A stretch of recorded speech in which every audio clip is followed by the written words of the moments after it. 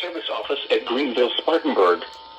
The preceding signal was a test of weather radio station WXJ-21's public warning system.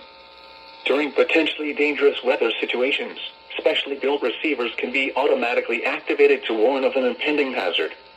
Tests of the signal and receiver's performance are normally conducted between 11 a.m. and noon each Wednesday. If there had been a threat of severe weather, the test would have been postponed until the next available good weather day. Reception of this broadcast, and the warning alarm, will vary at any given location.